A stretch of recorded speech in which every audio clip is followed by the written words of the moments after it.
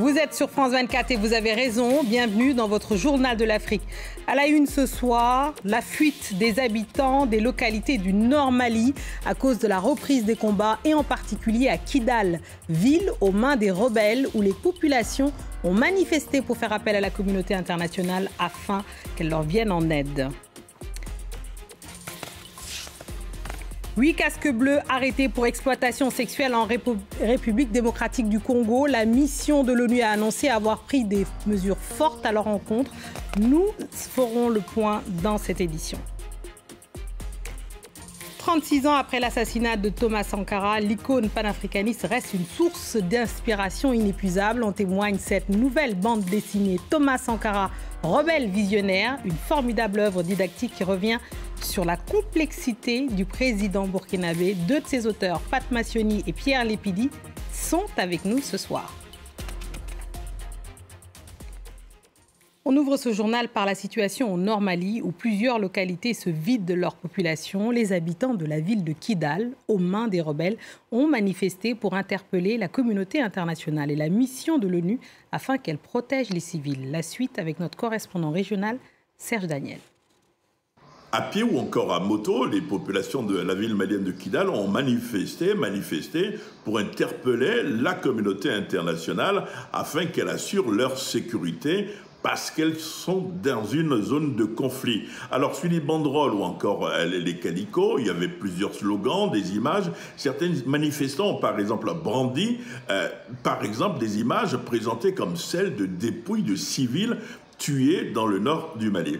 D'autres manifestants de leur côté ont critiqué la mission de l'ONU au Mali au cours de la manifestation. Ils estiment que la MINUSMA ferait la part belle au gouvernement malien face aux groupes armés et on peut lire par exemple sur un calicot que la MINUSMA aurait favorisé l'arrivée dans la localité de Tessalit, c'est une localité du nord du Mali, d'un groupe de militaires maliens de l'armée régulière accompagnés par les combattants de la société paramilitaire russe Wagner. De son côté, la MINUSMA dément et dit qu'elle est tout à fait indépendante et qu'elle est neutre sur le terrain. Il faut dire que tout cela intervient dans un contexte assez particulier, la reprise des combats entre l'armée malienne et les groupes armés réunis au sein d'une coalition dénommée CSP-PSD. L'armée malienne entend reconquérir tout le territoire national et en face, les groupes armés disent pas question et pour le moment, les armes ont repris à parler. On passe à la République démocratique du Congo où 8 casques bleus ont été arrêtés pour exploitation sexuelle. La mission des Nations Unies, dont ils dépendent, a annoncé avoir pris des mesures fortes à leur encontre pour faute de conduite grave. Caroline Lambolé nous en dit plus. Un nouveau coup porté à la réputation des casques bleus, cette fois-ci en RDC. L'ONU a annoncé cette semaine qu'elle avait pris des mesures fortes contre plusieurs membres de la mission de maintien de la paix dans l'est du pays. Ceci après des enquêtes faisant état de fautes de conduite grave.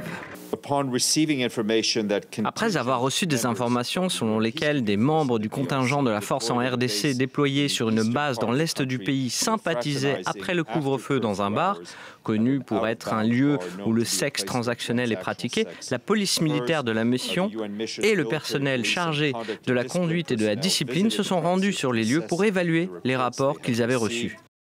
Les suspects, qui seraient au nombre de 8, étaient stationnés dans une base près de Beni, dans l'est du pays. La MONUSCO a remplacé la MONUC en 2010. Son but, lutter contre l'insécurité dans cette région où de nombreux groupes rebelles sont actifs. En septembre, le président Félix Tshisekedi avait demandé un départ de la MONUSCO dès la fin de l'année. Auparavant, les deux parties s'étaient mises d'accord pour un début de retrait un an plus tard, en décembre 2024. C'est loin d'être la première fois qu'une mission de maintien de la paix des Nations Unies fait l'objet de telles allégations. Des scandales avaient déjà éclaté en RDC, en Haïti et tout récemment en République centrafricaine. Dans cette dernière, l'affaire, qui concernait 11 membres de la mission onusienne, s'était soldée avec le rapatriement de toute l'unité, qui comprenait 60 membres au total. Allez, tout autre chose, c'est la surprise du tirage au sort de la 34e CAN, on parle football, qui se tiendra en Côte d'Ivoire du 11 janvier, ou du 13 janvier au 11 février 2024. Et on parle déjà que de ça, du fameux groupe de la mort. Il y aura une bataille attendue entre les Lions indomptables et les Lions de la Teranga. Quel est l'état d'esprit des supporters sénégalais après cette annonce? Élément de réponse avec nos correspondants, dont Sarah Sako et Limanda.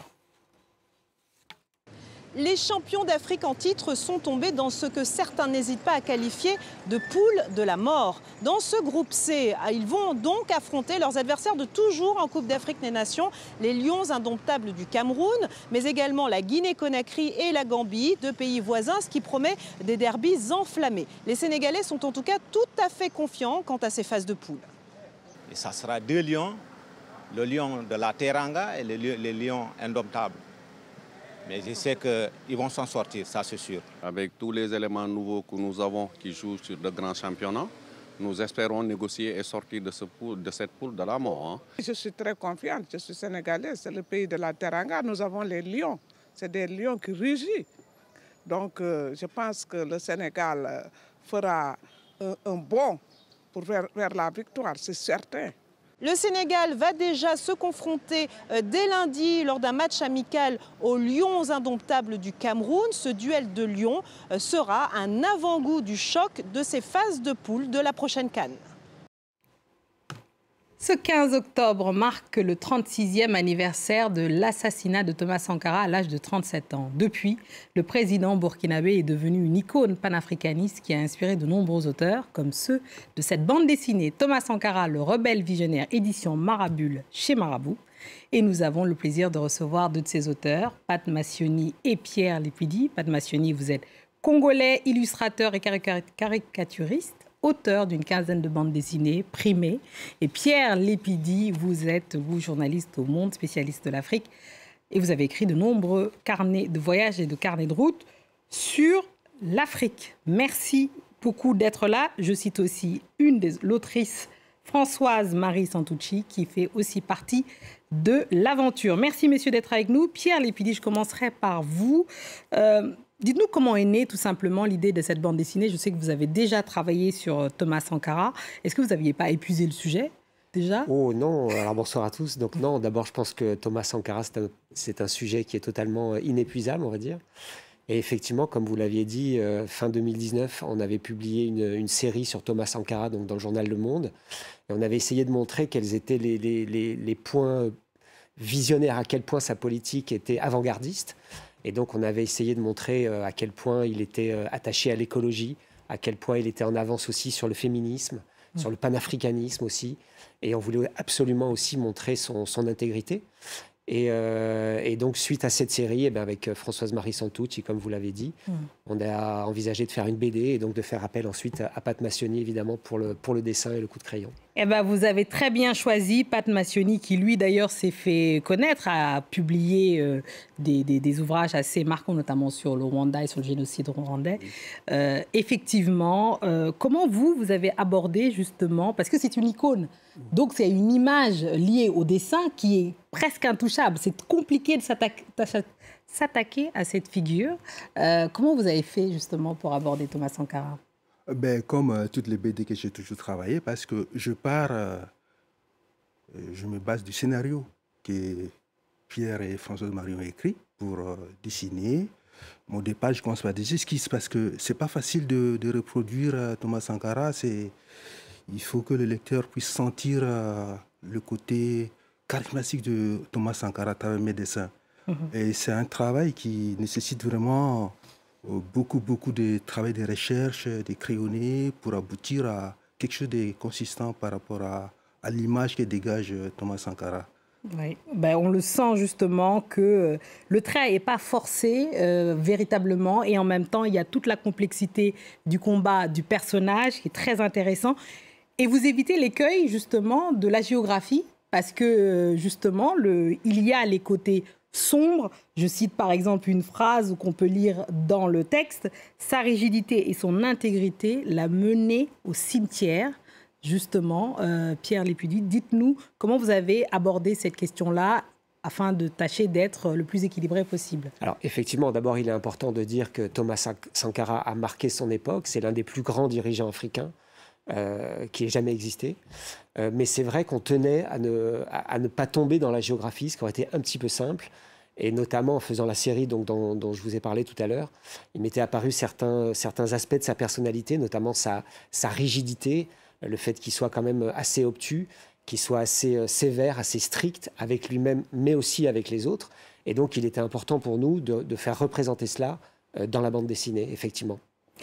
Alors, cette bande dessinée, la narration, donc, elle est pédagogique. Le point de départ, c'est une adolescente métisse qui s'appelle Léa Thomas, appelée ainsi d'après Thomas Sankara, et qui, elle, va à la découverte, donc elle emmène aussi les lecteurs à la découverte, justement, de ce personnage-là. Et donc, il y a une façon de le ramener dans la réalité. Donc, il y a des sauts entre le Burkina Faso, la France d'aujourd'hui. Comment vous avez abordé, justement, cette alternance, qu'on voit bien, d'ailleurs, dans les bulles? C'est par la couleur, parce que quand les scènes se passent dans l'immédiat, j'ai étudié les couleurs. Quand c'est le passé, j'ai abordé ces séquences avec des tons un peu sépia. Oui, absolument, qu'on voit, c'est absolument magnifique. On voit à l'antenne, voilà, certaines illustrations. On voit cette nuance que justement que vous avez. Et puis les traits ne sont pas très très appuyés. Oui. C'est un peu léger pour qu'on sente que c'est le passé, ou soit c'est un rêve. Oui, que c'est un peu estompé, quoi. Voilà. C'est très très intéressant et vraiment c'est magnifiquement rendu. Donc c'est pour ça que je conseille cette BD ce soir. Alors vous, Pierre Lépidi, qu'est-ce que vous répondez à ceux qui aujourd'hui se réclament de Thomas Sankara parmi les putschistes actuels? Alors évidemment. Aussi bien en Burkina Faso que plus largement, vous couvrez toutes ces questions-là sur l'Afrique. Quel point de différence vous voyez, vous, avec les dirigeants actuels? Alors d'abord, je pense qu'ils auraient tort de ne pas se revendiquer comme des héritiers, des descendants et des enfants de Thomas Sankara. Après, ce qu'on peut s'apercevoir, c'est qu'il y a effectivement certaines coïncidences. Ibrahim Traoré a 34 ans, il est capitaine, comme Thomas Sankara. Il a un certain charisme aussi. Mais ce qu'il faut savoir aussi, c'est que le Burkina Faso d'aujourd'hui n'est pas le Burkina Faso des années 80. Aujourd'hui, Ibrahim Traoré, donc président de la transition, est au pouvoir depuis 1 an.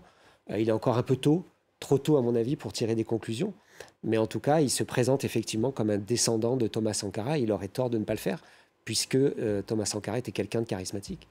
Oui, il était charismatique. Alors pourtant, tout de suite, Thomas Sankara, il a frappé les esprits de façon très marquée, avec le retour à l'identité nationale, le travail pour tout le monde et chacun, la réappropriation aussi de la culture africaine qu'on voit notamment avec le Fansona d'Anfani, donc l'habit traditionnel qui est aussi représenté. Il y a tous ces clins d'œil-là qui sont assez marquants, justement. Est-ce que pour vous, finalement, la population africaine n'est pas en attente d'une autre figure aussi de Thomas Sankara? Est-ce que c'est pas ça que ça veut dire finalement, pour qu'il soit aussi présent?